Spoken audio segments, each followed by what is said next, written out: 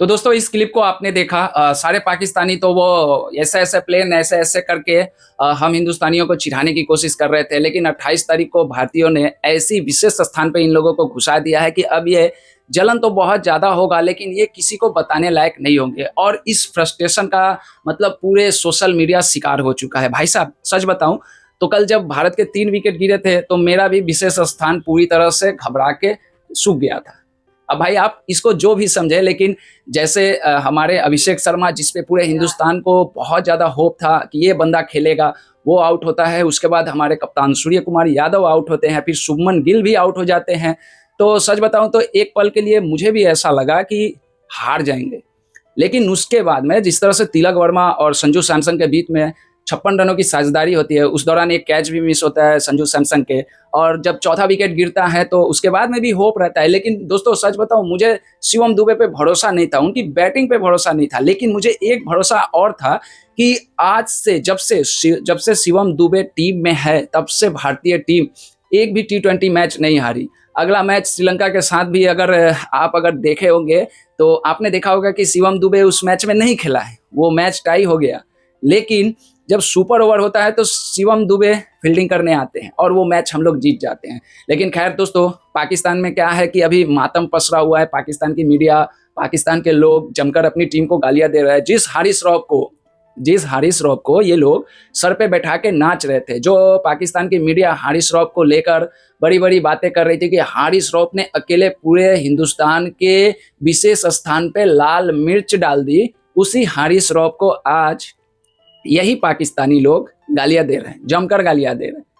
भाई साहब मुझे समझ में नहीं आता है कि जब आप लोगों में क्षमता नहीं है करने का, तो फिर आप लोग इस तरह की बातें करते क्यों हो, मुझे नहीं समझ में आता है। देखो क्रिकेट है, कोई भी जीत सकता है, ऐसा नहीं है कि कोई सुपर पावर है या अमेरिका सुपर पावर है तो वो कोई गेम में नहीं हारेगा, या फिर उसके बगल में एक देश है, कोई छोटा सा देश है त्रिनिदाद टोबैगो या फिर फिदेल कास्ट्रो का देश, वो क्या अमेरिका को किसी गेम में नहीं हरा सकता है? बिल्कुल हरा सकता है। गेम 11 लोगों को लेकर होती है, जो बढ़िया खेलेगा उस दिन वही जीतता है। लेकिन पाकिस्तान वाले तो ठहरे अलग मिजाज के।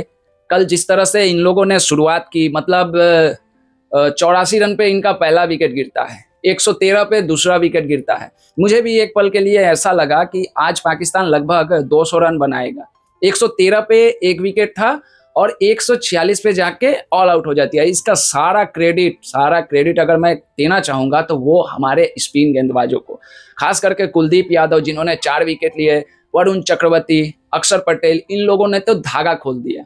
और दूसरी बात, पाकिस्तान वाले देखो, हकीकत है क्रिकेट फैन होने के नाते मैं कहना चाहता हूं कि पाकिस्तान के जितने भी बैट्समैन थे, जो मतलब ओपनर के बाद से जो भी आए थे, तो वो उनका खेलने का तरीका भी कुछ अजीब था। मतलब सभी चाहते थे कि हम सिक्सर मार के नाम कमाए, पाकिस्तान में नाम होगा, पैसा मिलेगा। लेकिन सारे किए कराए पे इनके पानी फिर गए और भारत मैच जीत गया। इन लोगों ने बॉलिंग भी अच्छी की थी। इनके जो 2 बॉलर थे, खास करके मैं फ़हीम मशरफ को बोलना चाहूँगा, बहुत ही सियाना बॉलर है, बहुत ही सियाना बॉलर है।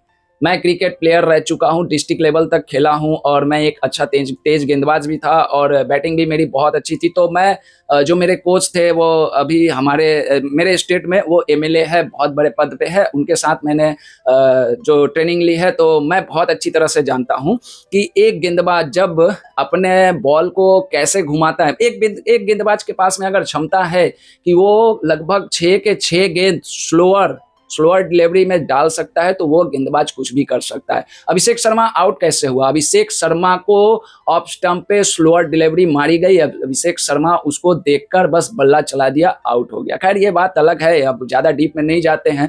लेकिन जिस तरह से भाई 3 विकेट 20 रन पे गिर गई, वहां से संजू तिलक ने जिस तरह से रिकवर किया, उसके बाद दुबे जी को भी भाई हैट्सअप करना चाहता हूं। दुबे जी ने भी जिस तरह से साथ दिया, सच बताओ दिल खुश हो गया। भाई साहब अगर ये मैच हम लोग हार जाते तो आज यहाँ मुंह दिखाने लायक नहीं थे। सच बता रहा हूँ, हकीकत बता रहा हूँ। जो लोग हमारे भारत में जितने भी यूट्यूबर है वो चाहे कुछ भी बोले, देखो हम बांग्लादेश से और पाकिस्तान से, ये 2 देशों से हारना बिल्कुल नहीं पसंद करते। हम आयरलैंड से हार जाएंगे बर्दाश्त है, हम केन्या से हार जाएंगे, जिम्बाब्वे से हार जाएंगे, दुनिया के किसी भी छोटे जो अभी जिसको मान्यता भी नहीं मिला, अगर वो भी हरा देगी हमें, तो हमें वो हार मंजूर है।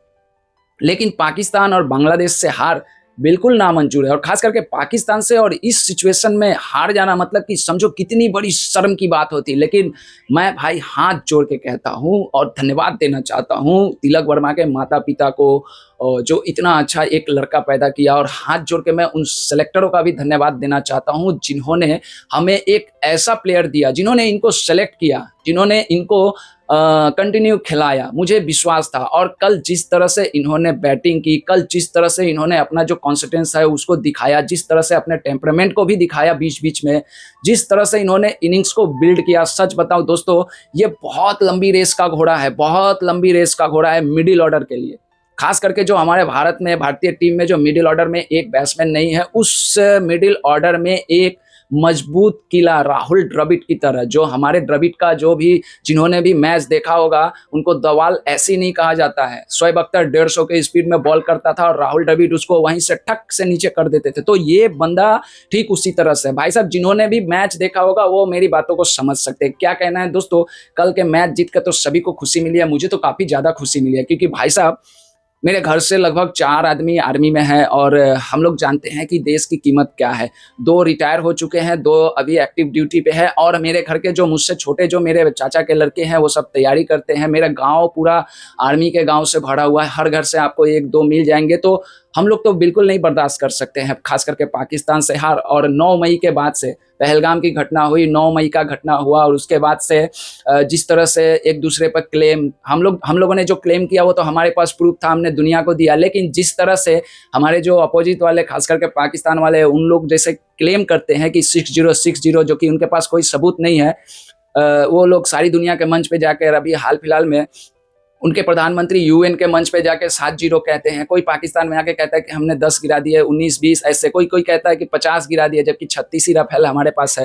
तो इन लोगों के प्रोपेगेंडास के आगे मतलब पूरी दुनिया तो मतलब ही होती है ना। सारी दुनिया तो चाहती है कि हम भारत को नीचा दिखाएं, क्योंकि भारत अभी ऐसी इकोनॉमी है जो कि एकदम से राइज कर रही है। अमेरिका जैसा देश भी हम लोगों को नहीं झुका पाया।